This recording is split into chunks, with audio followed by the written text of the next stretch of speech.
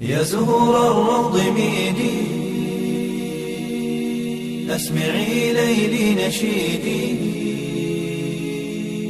واملئي قلبي سرورا وله اللحن أعيدي. حج کا سفر 70,000 کا مجمع تقریباً جمع ہو چکا ہے ابوا پہنچتے اور آپ ایک دم اونٹنی کا رخ مرو پہاڑوں میں چلے گئے.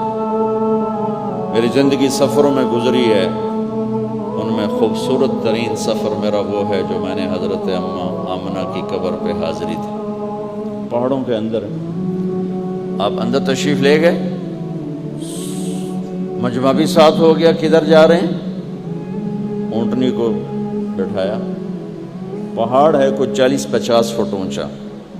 ماں کی قبر کے سرہانے تشریف لے گئے اور گھٹنے اٹھائے، ہاتھ یہاں رکھے اور سر گھٹنوں میں دیا ایسے. یہ پوزیشن ہے چھوٹے بچے کے رونے کی. جب وہ رونا چاہتا ہے تو پھر اپنے پاؤں اٹھا کر یوں کر دیتے. پھر اس کے بعد آپ ایک معصوم بچے کی طرح روئے اور اتنا روئے کہ آپ کی ساری داڑھی آنسوں سے تر ہو گیا، آپ کا احرام تر ہو گیا. اور اپریل کی دھوپ تھی اور آپ نے فرمایا میں آج رات یہیں قیام کروں گا. میں وہاں گیا ہوں، وہاں 2 آدمی نہیں ٹھہر سکتے. میرے نبی نے کہا میں یہیں ٹھہروں گا. آپ نے وہ رات اپنی ماں کے سرہانے گزاری. جب پہاڑ سے نیچے اترے تو اللہ کے نبی نے ایک دم ہاتھ چھڑایا، دوڑ لگائی اور پھر پہاڑ پہ چڑھ گئے.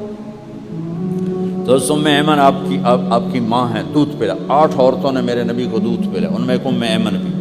وہ جب پیچھے گئیں تو ایسا منظر تھا جس کو دیکھ کر شاید زمین بھی رو رہی ہوگی اور آسمان بھی اور ابوا کے پہاڑ بھی. آپ ماں کی قبر پر ایسے لپٹے ہوئے تھے اس طرح، اپنے سینے کو پتھروں کے ساتھ اور یوں دونوں ہاتھوں سے پتھر لیے ہوئے تھے.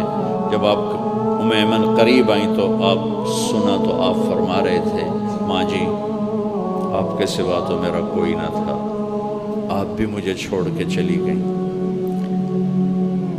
میرے لیے اب کس کی گود ہے؟ تو ام ایمن رضی اللہ عنہ نے اٹھانا چاہ کے بیٹا اٹھو، تو آپ نے انکار کر دیا. تو ام نے کھینچ کے نیچے لائیں اور زبردستی لائیں اور اونٹنی پر بٹھایا. اور آگے 2 راتوں کا سفر تھا. وہ سب میرے نبی کے خاموش آنسوؤں سے آپ کا گریبان تر ہوتا گیا. اور آگے نہ کوئی خالہ ہے، نہ کوئی اور آسرا ہے، نہ باپ ہے. باپ اور ماں ہی بڑا سہارا ہوتا. دادا نے کفالت میں لیا 8 سال کی عمر میں، ان کا بھی اللہ نے ان کو بھی اپنے پاس بلا لیا.